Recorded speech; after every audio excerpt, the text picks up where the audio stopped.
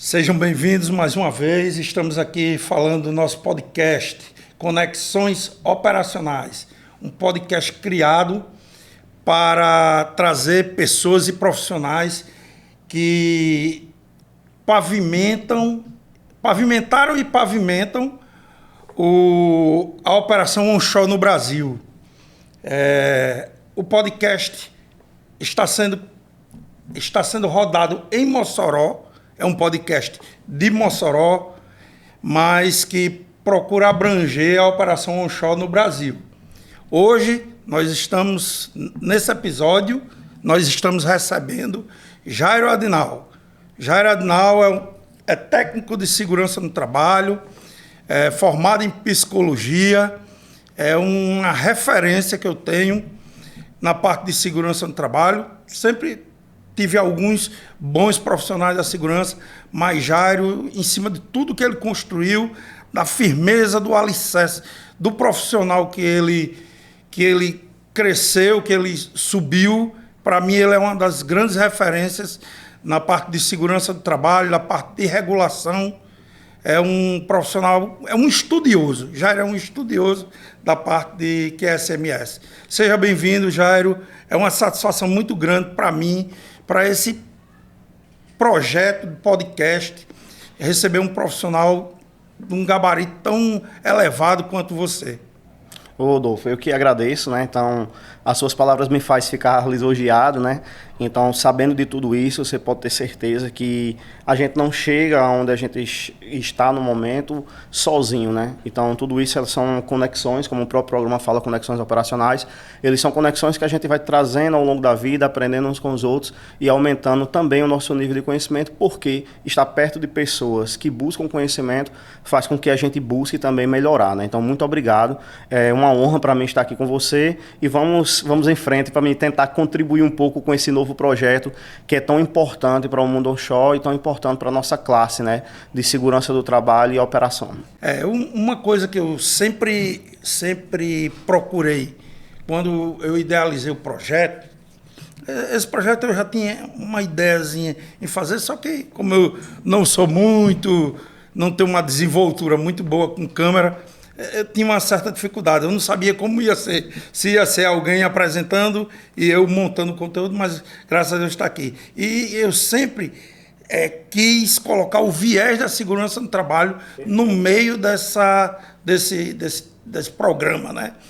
Então, eu queria primeiramente, sempre eu faço a introdução, mas eu gostaria de que você dissesse para os nossos espectadores quem é Jairo Adinal e como sua trajetória de segurança no trabalho e psicologia começou. Antes da gente dizer quem nós somos como profissionais, a gente tem que falar um pouco quem nós somos como humanos, né?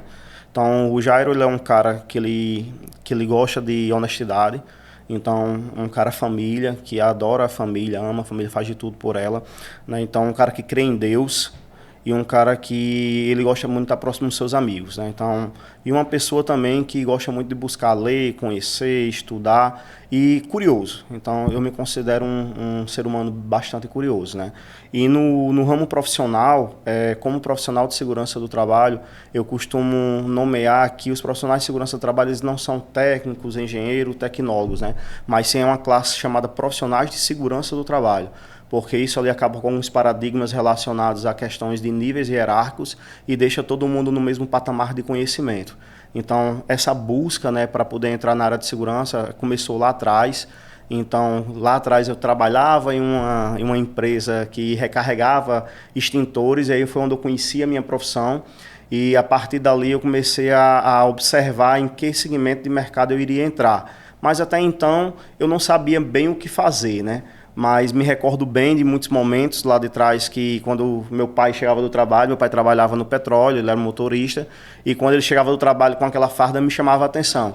E aí a vida foi proporcionando essas oportunidades e iniciei minha carreira na área do petróleo em 2004, né? Então a partir daí, onde se iniciou todo esse processo de busca de conhecimento e até hoje ele continua sem poder parar. Eu digo que você é um profissional diferenciado. Aproveitar que nós estamos falando de profissionais de segurança, né? É sempre importante que nós frisemos os bons profissionais. Eu também conheci alguns bons profissionais. Quero deixar aqui um abraço a Daniele, que é engenheira de segurança, que trabalhou durante muito tempo como técnica de segurança. Eu tenho um primo também que segue carreira como engenheiro de segurança. Ele é engenheiro civil de formação, que é Manuel Erasmo, que trabalhou muitos anos na Azevedo Travassos, trabalhou na Impercom. Eu também quero deixar um abraço para ele aqui. E outros profissionais que, de alguma maneira, agregaram, como Juvino Vilar, que foi meu técnico de segurança na Azevedo, como Alexandre Fontinelli, que foi técnico de segurança na época da MEB, um cearense. Algumas pessoas assim que marcaram bastante, né? Laílson, um abraço, Laílson, também um excelente profissional. Então, queria deixar aqui só alguns abraços para engrandecer alguns profissionais que também pavimentaram esse caminho. Pavimentam, né? Pavimentaram ou pavimentam. A evolução da segurança onshore. Como a cultura de segurança em operações onshore mudou desde os anos iniciais do seu trabalho até hoje?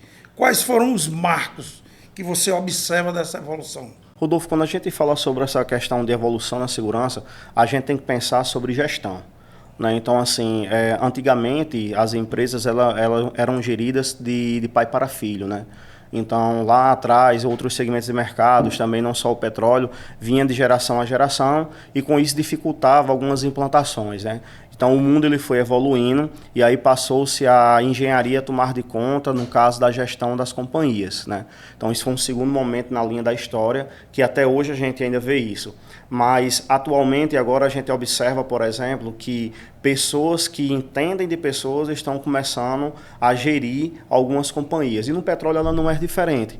Então, o petróleo, quando ele iniciou lá atrás, a gente tem a oportunidade de ver vídeos, fotos das primeiras operações no Brasil, em 1950, 1960, né? Onde as pessoas iam para a boca de um poço de bermuda, de camiseta, né? Então, fazer ali uma perfuração, iniciar aqueles processos todos que nós conhecemos. E eles iniciavam ali sem um conhecimento do que era perigo, do que era risco, né?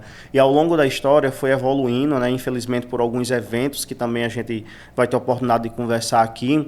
E esses eventos foram ocasionando perdas financeiras, perdas materiais, perdas ao meio ambiente e perdas às pessoas. E com isso as legislações elas foram se atualizando e foram tendo algumas oportunidades. E essas oportunidades, como eu costumo encarar, né, que tudo que aparece para a gente pode ser oportunidade, trouxe essa evolução para a área da segurança. Então lá atrás você não falava em segurança, depois surgiu ali através de alguns sindicatos, né, algumas regras, e aí passou-se a começar a entender de algum equipamento de proteção, e a partir dos equipamentos de proteção vieram processos mais seguros e assim também vieram procedimentos, treinamentos. Então, historicamente falando, o petróleo ele passou por essas fases e hoje a gente vive uma fase de conhecimento mesmo, de aplicabilidade do que já era bom no passado e observando também as novas tecnologias para o futuro. Então, em um contexto geral, a evolução do onshore ele passa por isso, né? Então, ele passa por um processo que era muito braçal e hoje ele já inicia com um processo mais tecnológico, de pessoas buscando soluções mais adequadas, com um pouco esforço, com mais tecnologia. Então, para a busca de quê? De tudo isso, da prevenção e redução dos acidentes. Então, historicamente falando, é um pouco de tudo isso que aconteceu, meu amigo. Perfeito, perfeito. Como eu digo, esse negócio da gente estar citando nomes, a gente acaba sendo injusto. Eu lembrei aqui, né, depois que eu falei alguns profissionais, Wilson, né, que também é um profissional que já está há muitos anos na área, e André Arnaud, que é um grande amigo que eu tenho, também na área, são engenheiros de segurança, referência no mercado, exatamente.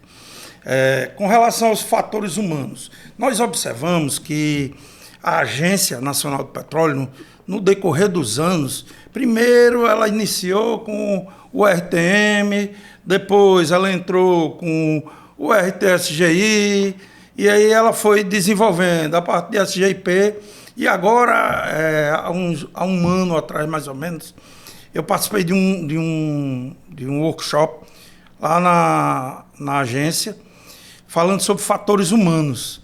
E lá eu tive a oportunidade de participar de um grupo com o professor Josué, que é uma das referências nacionais e internacionais na parte de fatores humanos.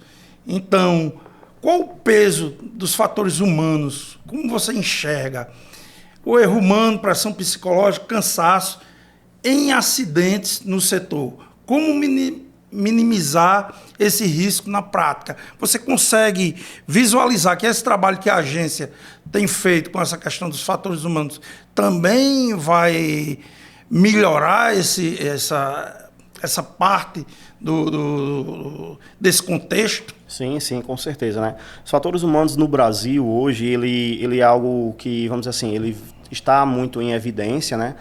São poucos anos que é falado sobre fatores humanos no Brasil, e no mundo é cerca de 15, 17 anos que já é falado sobre esse tema, mas essa sistemática está vindo para o Brasil através da nossa Agência Nacional do Petróleo. Ele tem mandado profissionais para fora do Brasil se especializar, fazer mestrado, doutorado, né? Então, com isso, esse tema ele vem a surgir com maior relevância. Mas de onde é que surge tudo isso, né? Então, grandes eventos na indústria do petróleo, como o acidente lá do Golfo do México, né? Então, ele contribui ali para algum surgimento de alguns regulamentos, como o SGSO, que é o Sistema de Gerenciamento, né, de Integridade, que ele tanto abrange o mundo offshore como o mundo onshore. E a partir daí ele começa a visualizar essa questão de fatores humanos. Aí vem o SGIP, que é um regulamento específico para poços, onde ele tem uma característica específica de fatores humanos. E dentro disso, o que é que a gente tem que buscar entender, né? Então, existe um pouco hoje ainda um pouco de confusão mental, vamos dizer assim, a classe de segurança para entender fatores humanos e o que é riscos psicossociais, que agora está tão em alta por conta do Ministério do Trabalho, né? Mas tudo isso surge através de grandes eventos que aconteceram e investigações muito bem feitas para poder chegar a alguns tipos de causa. E aí nessas causas raízes que são investigadas, aponta-se sim a questão de fatores humanos, que vem através de uns processos que são chamados com processos complexos, sociotecs, né, que o professor Josué ele fala muito sobre isso, a sua tese de mestrado ele aborda sobre essa situação, e ele determina 4 esferas para se trabalhar nos fatores humanos, né? A esfera do tecnológico, a esfera do ambiental, a esfera do organizacional e a esfera do individual. Então, dentro da esfera do individual, né, para responder a sua pergunta, o que é que o erro humano ele pode ocasionar em um processo? Pode ocasionar tudo.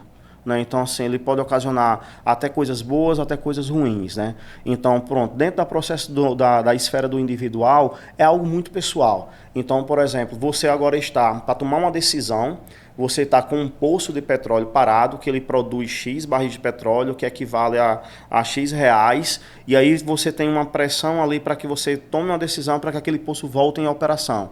E essa pressão ela é externa, que ela vai ocasionar em você vamos dizer assim, uma certa ansiedade, e por conta disso você pode ser afetado com algumas coisas que tem no nosso cognitivo chamado funções executivas. Então, essa função executiva, Jairo, o que é que significa ela? Tem dentro da nossa mente. Então, tem as atenções, por exemplo, atenção alternada, atenção concentrada. Então, tem a memória de trabalho. Então, tudo isso aí são fatores que tem dentro da gente, que a partir do processo externo, ele contribui para que a gente tome uma decisão correta ou não. Então, muitas vezes, por conta do que se é construído e em locais que você não tem uma segurança psicológica implantada ou uma cultura de segurança faz com que o trabalhador tome uma decisão errada. E aí essa decisão errada em abrir uma válvula, em fechar ali ou então bypassar algum sistema, faz com que venha acontecer algum acidente. Então, os fatores humanos ele está em evidência e é extremamente necessário para a implantação em todas as empresas, independente do petróleo. Então, isso é algo real, que é comprovado na técnica através de estudos, que faz sim sentido a gente abordar e que faz sim sentido a gente trazer isso para o nosso bate-papo, para que as pessoas entendam e estudem sobre isso. Então, os fatores humanos, hoje, eles são obrigatórios por lei na legislação brasileira. A Agência Nacional do Petróleo ela publicou o relatório de segurança operacional em 2022. A partir daí, dentro dos seus regulamentos também, foi criada a nota técnica 10, que fala sobre os fatores humanos, onde eles obrigam as empresas a observar seus procedimentos críticos, suas tarefas críticas e aplicar metodologias de análise, por exemplo, chamadas de análise temporal. como é que eu vou executar a minha atividade? Eu vou abrir a válvula, quanto tempo para abrir a válvula? Qual é a distância? Então, se isso não der certo, o que é que eu vou fazer? Todos esses monitoramentos dentro de um contexto de algumas ferramentas em busca da solução e da prevenção de acidentes. Então, Rodolfo, fatores humanos, sim, ele hoje é muito importante no nosso contexto operacional e na nossa prevenção, meu amigo. Quais são as normas mais críticas para a segurança em campos onshore? Mas assim, o que você vê, quando eu falo normas, assim, mais voltada à parte de regulação, né, da agência. Então, assim, hoje a agência, né, ela tem alguns regulamentos que eles são divididos, né? Então, nós temos o RTSGI, que ele abrange ali toda a parte de operação de empresas que não têm operação offshore, né? Então, muitas das independentes hoje, elas não têm operação offshore, das independentes da nossa região, mas temos as que têm operação offshore, que aí já tem o SGSO.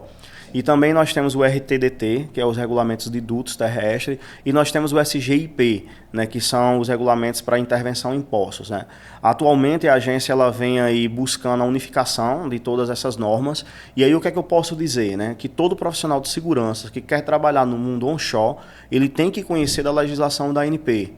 Então, a ANP, além desses regulamentos citados, ele tem súmulas, tem notas técnicas, tem relatórios de investigação de acidentes que são colocados em pauta, né? Então, termos que são colocados em abrangência. Então, ela busca hoje pegar uma lição aprendida de uma determinada operadora, abranger para as demais, para que as demais tomem como lição aprendida e que evite ali uma possibilidade de acidente. E uma coisa importante para que todos tenham ciência, os workshops da agência são gravados e são disponibilizados no YouTube.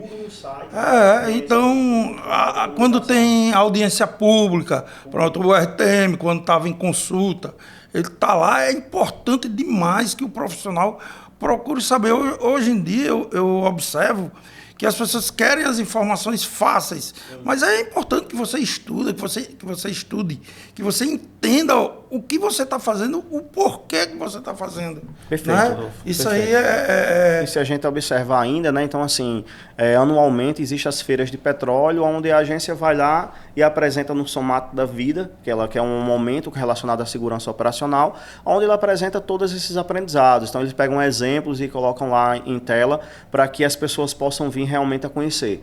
Então, só para poder fechar essa questão, os regulamentos que são importantes é toda essa legislação que está por trás, que elas se conectam a outras legislações, né? Então, conecta a legislação do Ministério do Trabalho, as ABNTs, então as normas internacionais.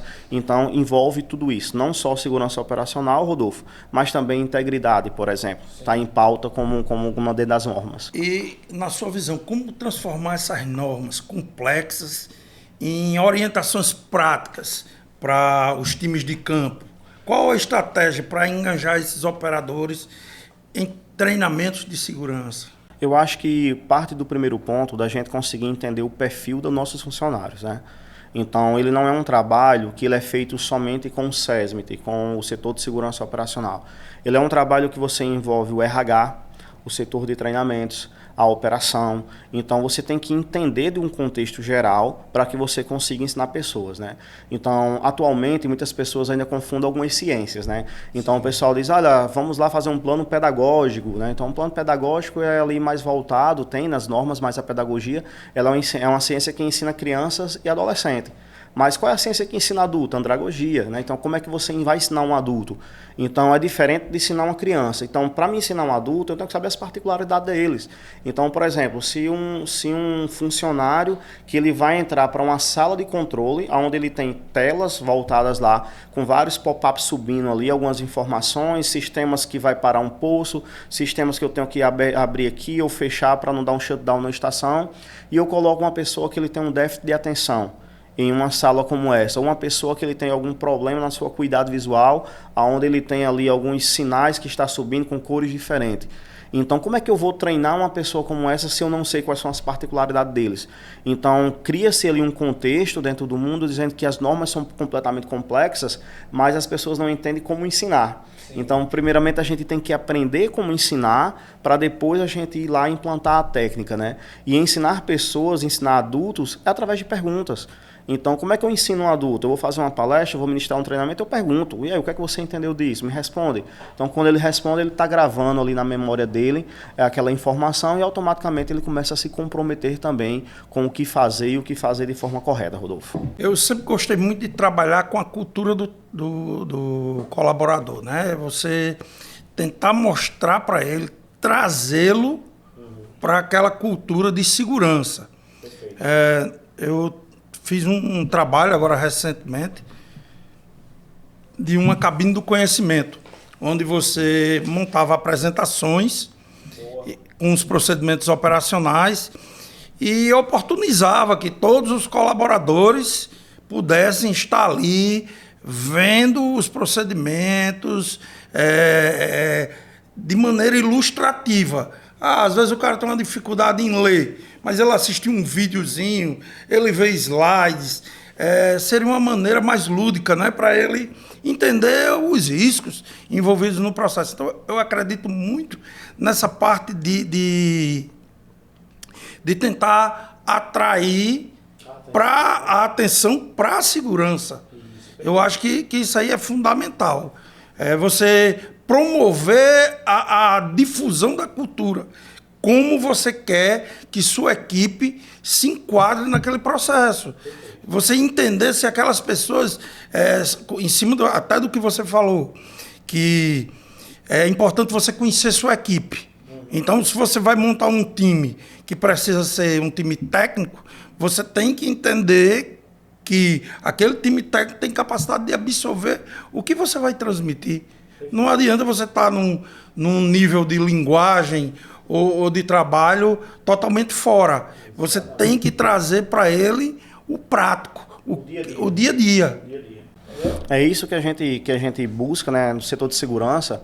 A gente busca trazer essa informação. Por exemplo, olhando para a maquete que está aqui ao nosso lado, quando eu olho para ela, eu vejo ali uma linha de vida, eu vejo escadas tipo marinheiro, então eu vejo ali um poço, eu vejo uma unidade de bombeiro. E aí o que é que eu começo a pensar na área de segurança? Isso aqui seria ideal para que eu pudesse fazer um treinamento sobre processo em uma estação coletora.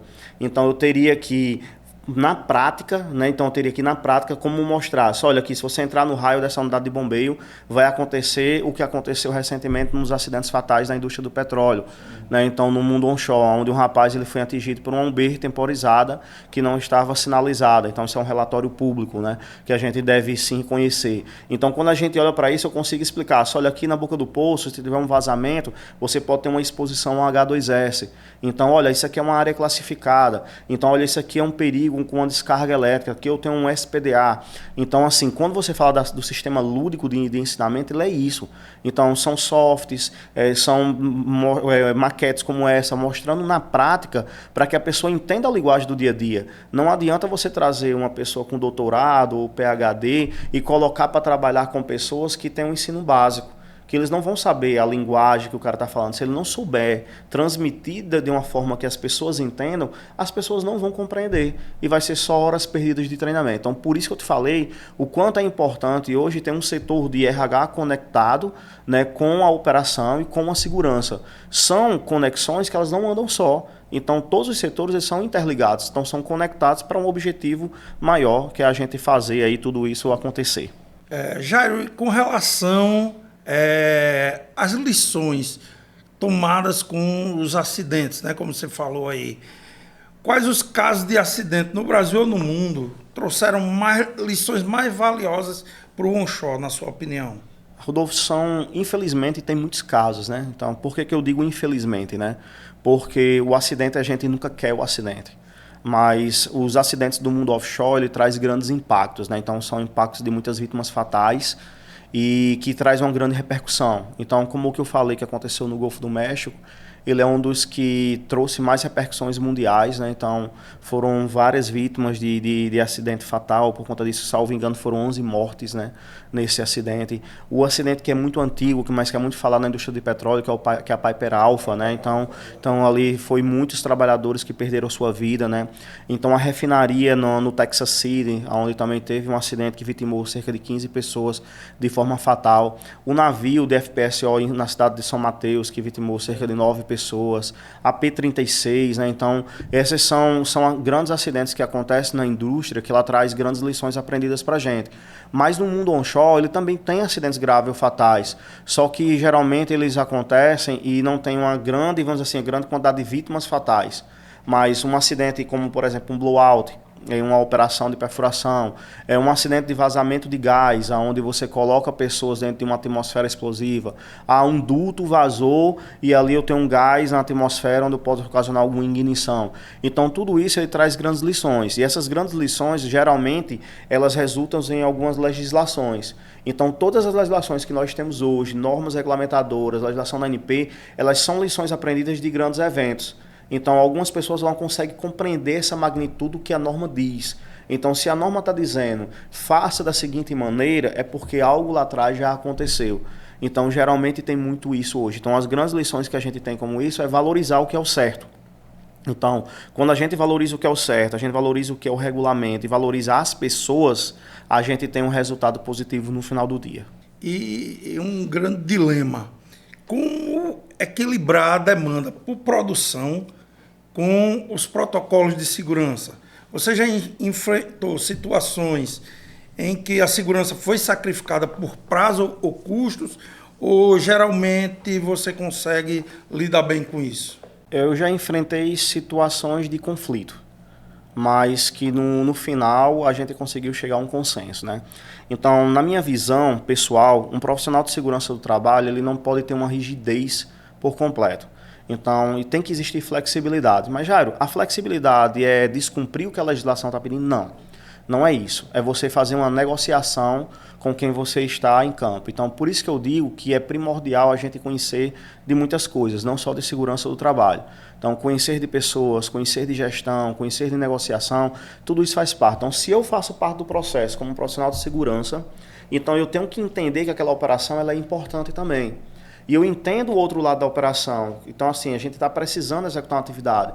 Então, situações de conflito, elas existem. Então, assim, nós não podemos negar que essa situação de conflito ela não existe, Rodolfo. Mas o que é importante? É a gente chegar, por exemplo, nós já trabalhamos em oportunidades de campo. Então, um exemplo, eu chegar para você e você dizer para mim, rapaz, eu tenho que fazer essa atividade hoje, porque está programada tal, e eu observar que está faltando ali algum requisito de segurança a ser cumprido.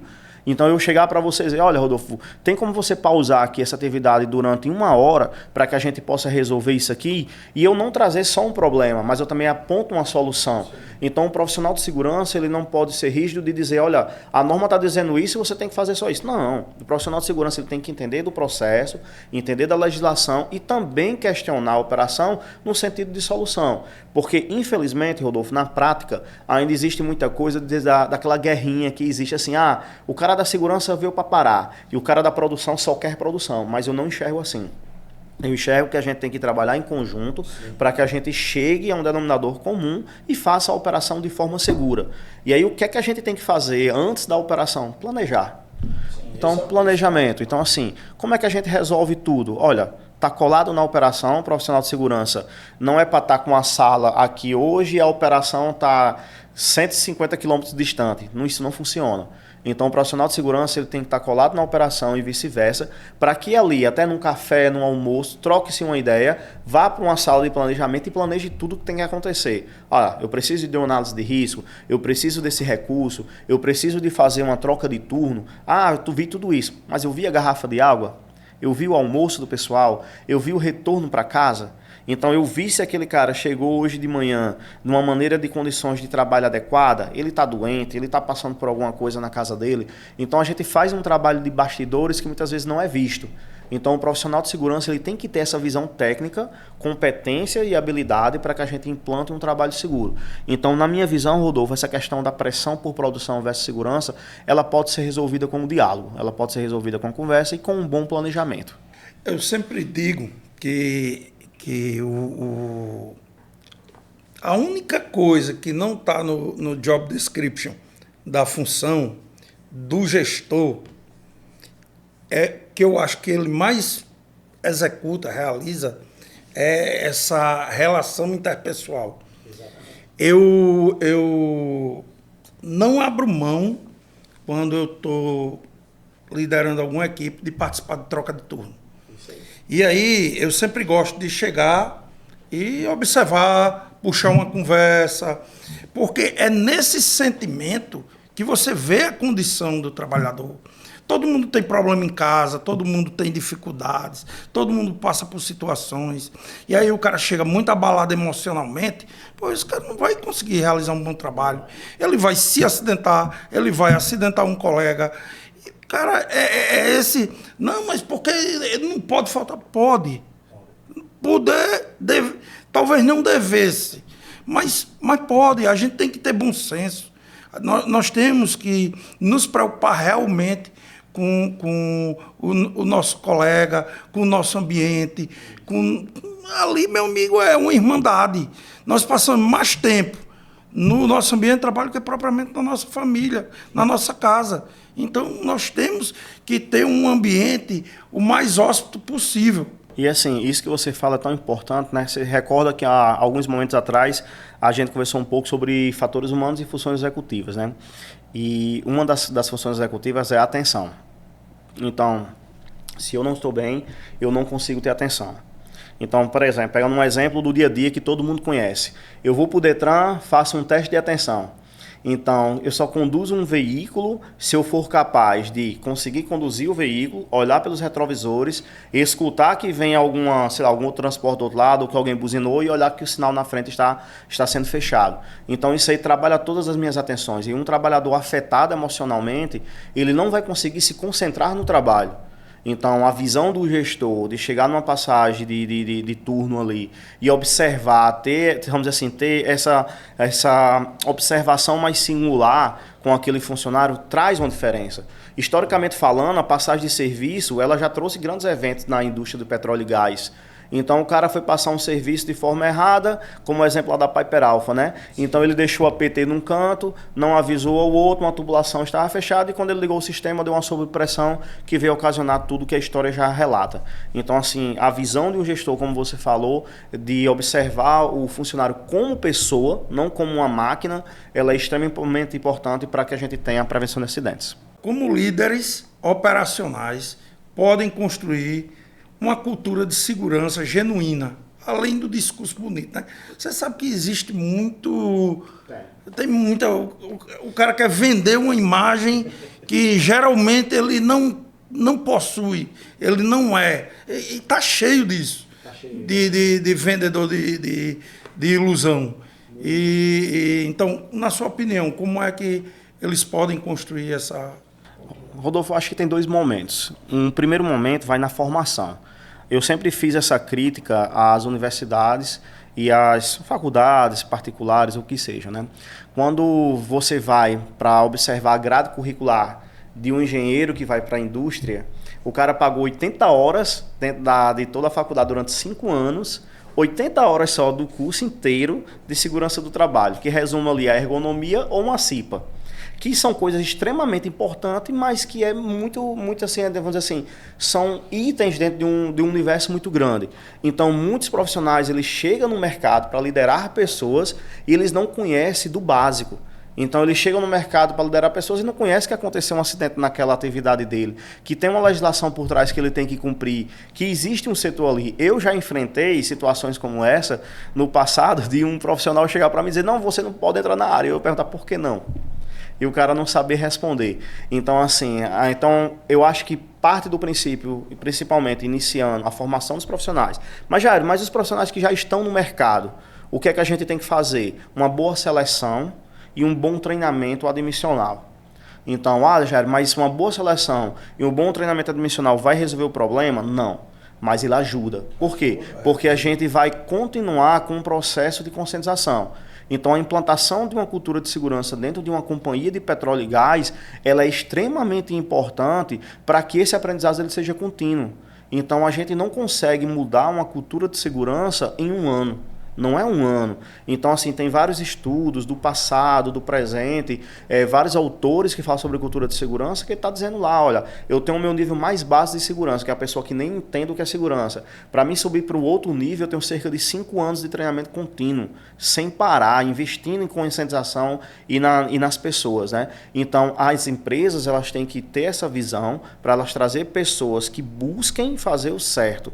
E é como você diz, tem muita gente que é vendedor de ilusão, né? Então, e aí quando a empresa também identificar esse perfil, ela tem que dar ali, ó, uma segunda chance àquela pessoa, ou fazer uma modificação se ela não se encaixar dentro da cultura da empresa. Dessa forma, eu acredito que a gente consegue evoluir. Porque, Rodolfo, o que cai muito hoje, infelizmente, é para dentro do setor de segurança do trabalho, segurança operacional, essa responsabilidade de buscar essa conscientização de forma única. E a gente não trabalha sozinho. Nós somos um setor de apoio à indústria, né? Sim. Então, a segurança do trabalho, ela não é um setor primordial, vamos dizer, ela é primordial, mas não é primeirizado. Ela é um setor de apoio a todos os outros. Para onde a segurança do petróleo onshore está caminhando? Quais são os próximos grandes desafios?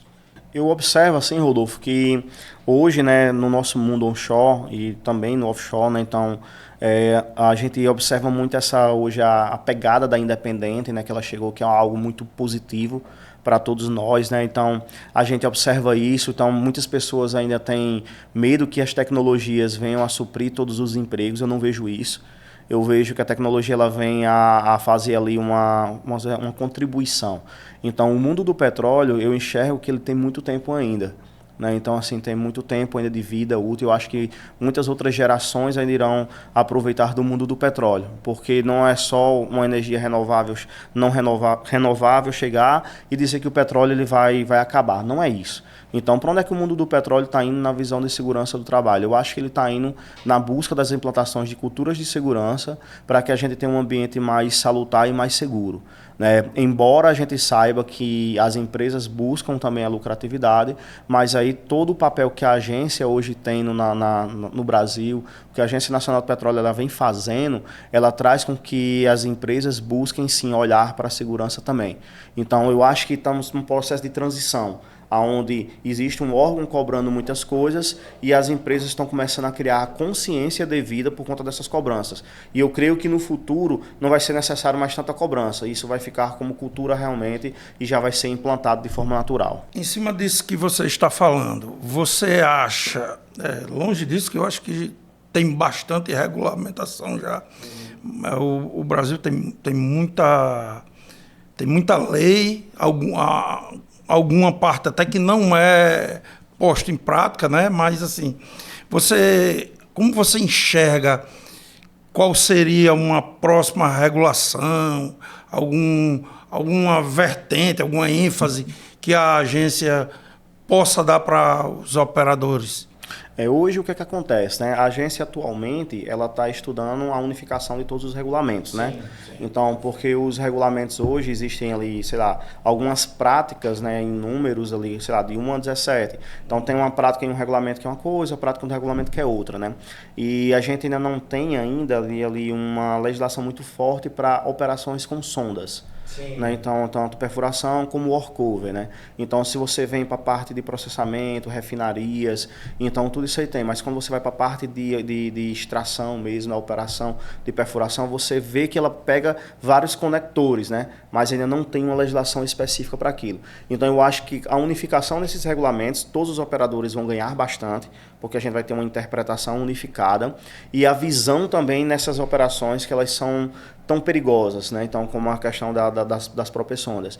E aí o fortalecimento também nas práticas iniciais dos regulamentos, que é a cultura, o envolvimento pessoal, a parte de treinamento, os fatores humanos, gestão de contratadas, que é uma prática que pouca gente fala, mas que é uma prática que ela é muito forte para uma empresa se você não tiver regras bem definidas.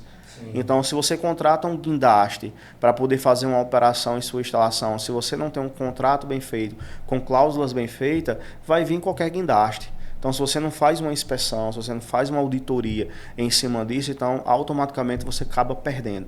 Então, em um contexto geral, eu acho que essa unificação com um olhar para esses outros setores e também para as primeiras práticas de gestão, eu acho que a gente tem muito a ganhar. Perfeito, Jairo. Uma pergunta final, isso é mais para o lado da pessoa, Jairo, do profissional. Geralmente, o pessoal que é técnico, ele procura seguir fazendo uma engenharia, né, afim do setor. E você seguiu para a parte de psicologia. O que levou você a seguir a parte de psicologia?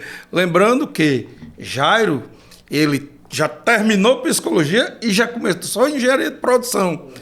Retornou em engenharia de produção. Então, é mais um daqueles profissionais inquietos. Assim como eu, que a gente nunca para de estudar, eu me incluo muito como uma pessoa inquieta. Às vezes até minha esposa fica lá em casa, pô, você está todo tempo procurando sarna para se coçar, mas não é, porque eu acho que é o dinamismo que a gente tem que se inserir. Você, por que a psicologia? Rodolfo, antes da psicologia, né, quando eu terminei o curso técnico em segurança do trabalho, então, lá atrás, alguns anos atrás, né, então, eu observava muito o manejo de como lidar com o empresário, né, como lidar com gestão. Então, no nosso meio, muita gente foi para a área de meio ambiente. Sim. E aí eu fui fazer uma outra formação, que era gestão empreendedora de negócios.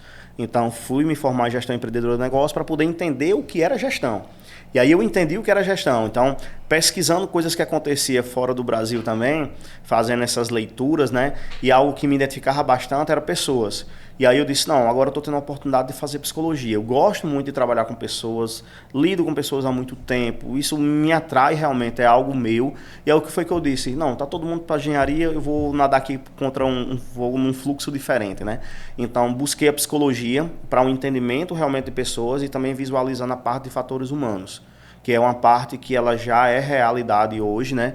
E aí eu estou buscando esse estudo em cima de fatores humanos, lendo muito os grandes nomes do mercado, como que foi citado aqui, eu sou fã, né, do professor Josué, da Juliana Blake, que é uma psicóloga muito renomenada no Brasil e fora do Brasil, e eu venho buscando esse conhecimento para aprender cada vez mais, porque na minha visão, o que faz uma empresa dar certo ou não são pessoas. Então a tecnologia ela é desenvolvida por pessoas. A gestão é desenvolvida por pessoas. A operação ela é executada por pessoas. Uma emergência ela é resolvida e contingenciada por pessoas. Então, tudo isso aí, para mim, me trouxe essa atração. E eu lhe digo uma coisa, eu tenho certeza que eu fiz uma boa escolha em ter essa formação agora. Porque ela é uma formação que ela ajuda qualquer profissional a se entender, a entender seus limites e a impor limites. Jairo, por que você está dizendo impor limites? Porque muitas vezes, no calor do dia a dia, no calor de uma operação, você é submetido a situações de testes. Então, sim, situações de testes por o ambiente que está formando, não porque uma empresa seja ruim, mas o ambiente que está formando e você tem que se conhecer o suficiente para dizer uma pausa. Olha, peraí, vamos dar uma pausa aqui que não está dando certo. Se a gente continuar, isso vai ocasionar mais um grande acidente da indústria do petróleo e gás. Então, nesse contexto geral, Rodolfo, né, então essa foi uma escolha que me atraiu, porque realmente é algo que é meu. E assim, eu aconselho qualquer profissional da área de segurança do trabalho estudar psicologia. Sejam bem-vindos, venham para a área, porque faz parte e faz uma diferença na vida pessoal e profissional, tá? Muito grande. É sempre satisfatório ouvir esses relatos, né? Eu, antes de cursar engenharia, eu fiz um curso de gestão de recursos humanos, né? Para entender um pouquinho também da parte das relações interpessoais. Já tinha cursado geografia lá atrás, a parte de licenciatura. Então, sempre buscando agregar conhecimento, né? É muito importante. Jairo, como em todos os episódios que nós fizemos, eu queria que você... Eu sei que é muito difícil a gente apontar uma pessoa como sendo aquela conexão que você tem mais forte. Mas quem foi aquela pessoa que você disse, pronto, isso aqui é a minha conexão operacional e eu posso colocá-la num patamar um pouquinho acima que os demais?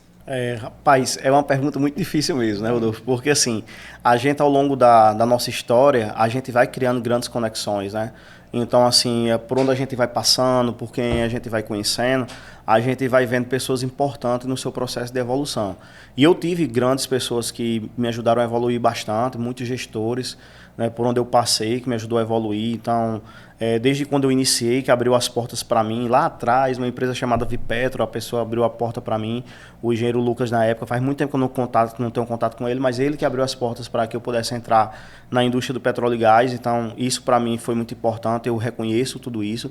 E ao longo do tempo a gente vai adquirindo, né? Então, teve outros grandes gestores que eu trabalhei, como Antônio Leonardo, Gustavo Caixina, então outros grandes profissionais na área de segurança do trabalho, Jean Nilson, Halisson, Laílson, Danilo Anias, que é um grande profissional que trabalha comigo hoje, né? Outras pessoas de produção, você, eu posso citar o seu nome, o Gabriel Mesquita, que até hoje a gente tem uma parceria muito grande, né, nessa troca de ideia. Então, é mais uma prova que SMS ele consegue andar junto com a operação, né? Então, assim, são grandes nomes, né? Então, as pessoas que eu trabalho hoje, né? Então, assim, eu tenho grandes gestores hoje, tem a Flávia, tem o André Arnaud, então tem o Johnny que trabalha comigo, muitas pessoas. Então, assim, eu não estou citando o nome de todo mundo aqui, mas muitas pessoas fazem parte da minha história e eu sou muito grato a todas essas pessoas que fazem parte da minha história, porque o conhecimento que a gente adquire ao longo da nossa vida é através dessas conversas também, de ensinamentos, de observação, de troca de informação, de angústias, né? Então, de ligações à noite um para o outro ali para dizer, pô, bicho, aconteceu isso hoje, eu estou chateado com aquilo, e a pessoa do outro lado da linha dizer, não, tenha calma que vai dar certo, e no outro dia você colocar a cabeça no lugar ali e continuar a sua jornada, né? Então, tudo isso ele traz para a gente, essa gratidão, né? Então, são esses nomes e muitos outros nomes aqui que eu reconheço, né? Por onde eu passei, grandes profissionais e muitos gestores meus que eu agradeço de ter adquirido esse conhecimento, por ter trabalhado com eles e todo esse esforço que a gente tem por trás, Rodolfo. Então, são muitas conexões, meu amigo. Esse nome, Conexões Operacionais, ele veio aí cair com um grande brilho, né?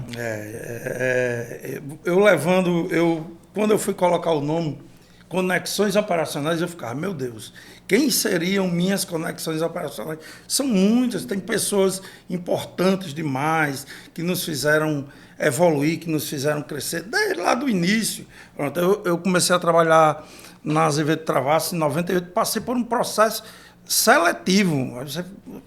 É até surreal você imaginar hoje você fazendo um processo seletivo para entrar numa empresa privada pequena, né? E John Fred, que era o gerente de operações na época, criou esse método de seleção. Mas depois que eu fui selecionado, que estive dentro da empresa, eu tive bons professores, né? Além do Fred, eu tive também o Júlio César Pereira, um cara que trabalhou como operador de produção. Esse cara era meio que um paizão para todo mundo. Eu entrei, ele já tinha, eu acho que mais de 20 anos, quase 20 anos como operador de produção. E outras pessoas, Francisco Gonçalves, o Chico, Marquinhos, que eram os supervisores, Reuber Azevedo, que hoje está na Petrobras, que foi uma grande conexão. Aí eu saindo, cheguei na empresa seguinte, eu já tive Jessé Elias, que foi um cara que era ex-Petrobras, que trabalhou comigo em duas empresas, inclusive, depois. A gente assim, tinha uma boa sinergia. São muitos nomes, né? Muitos nomes, se você for falar, você vai esquecer, vai fazer um livro só de nomes. Então, assim, é muito importante. Lá na própria UTC, contigo, com o Gabriel, com o Gustavo, Túlio, eu não posso esquecer de falar em Túlio, que Túlio também é um cara sensacional, sabe lidar com gente. Então, é muito importante fazer essa citação. Eu queria agradecer, Jairo, primeiramente a Deus por estar aqui, agradecer a sua presença, abrilhantando aqui o nosso momento, essa nossa iniciativa de tentar trazer um podcast de Mossoró para a indústria onshore, que apresentem profissionais que pavimentaram e pavimentam o caminho da indústria, desde os primórdios até os dias atuais, e, se Deus quiser, durante muitos e muitos anos. Então, quero agradecer a você e dizer que estou muito feliz em poder ter lhe recebido aqui. Eu que agradeço, Rodolfo, muito grato mesmo, assim, pela lembrança, né, pela parceria e pela oportunidade, né. Como eu costumo sempre dizer, eu encaro tudo que acontece na vida como oportunidades, né. Às vezes a gente não consegue compreender no momento, mas eu encaro sim como oportunidade. E com certeza agradecer a Deus que sem Ele a gente não estaria aqui, né. Então eu tenho a minha fé cristã, no caso sou católico, mas eu tenho muito apreço, né, então por tudo isso, e a gente eu só tenho que agradecer, né. Agradecer a todos os amigos da área de segurança, né, então eu gostaria também de deixar um recado a todos os profissionais de segurança que estão tendo a oportunidade de estarem aqui conosco, né, que é um desafio a gente permanecer na área de segurança. Eu já conheci muitos grandes profissionais que migraram para outras áreas por algumas decepções que aconteceram ao longo da sua história, mas a resiliência ela sempre vem vencendo muitos desafios para todos nós, né? Então, eu queria só deixar aqui uma frase, Rodolfo, que eu acho muito importante, é ligada a um pensador, né, que ele diz o seguinte, né, que para mim ela conecta segurança com psicologia, com gestão, com tudo isso que a gente falou e com tudo isso que a gente vive diariamente, né? Ele diz o seguinte, né, ao tocar uma alma humana, seja apenas outra alma humana, né, de Carl Jung, né? Então, ele fala que quando a gente vai lidar com pessoas, a gente tem que entender que nós somos humanos e eles são humanos. Então, muitas das vezes a gente está ali no calor de uma emoção, fala um pouco diferente com um operador, com um executante, e ele não consegue interpretar direito, dali desconcentra tudo, tem baixas nos procedimentos e vem acontecer talvez algo indesejado, né? Então, para que a gente lide com segurança do trabalho, segurança operacional, a gente tem que entender que são pessoas executando. E pessoas executando, a gente tem que saber falar, tem que saber tratar e entender que o outro é o outro e nós somos nós, né? Então, muito obrigado, Rodolfo, por tudo. Espero que tenhamos outras oportunidades aí no futuro com mais algum outro tema, viu? Muito obrigado. Se Deus quiser. Um abraço, Jairo. Valeu, Rodolfo. Queria agora só agradecer, né, o patrocinador, a Marinho Transportes, que acreditou no nosso projeto desde o início, né? Disponibilizaram o apoio. Sandro Maquetes, que disponibilizou a maquete da estação coletora, um trabalho espetacular desse profissional. O Tiago, TP Studios, uma estrutura espetacular aqui em Mossoró, onde nós fazemos o nosso podcast. Os episódios são gravados nesse estúdio, um estúdio espetacular. Agradecer a Deus, né? Sem Ele nada é possível. A minha família e a todos os convidados que sempre nos recebem da melhor maneira possível. Também queria fazer uma menção, agradecer a Noemi, que foi quem fez o link meu com o Tiago, né?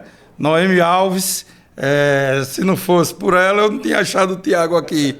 Então, também agradecer. Um grande abraço e até o próximo episódio. Tchau. Curtam os nossos episódios, inscrevam-se no canal, compartilhem, deixem perguntas e sugestões para que nós possamos trazer nos próximos episódios. Um grande abraço a todos.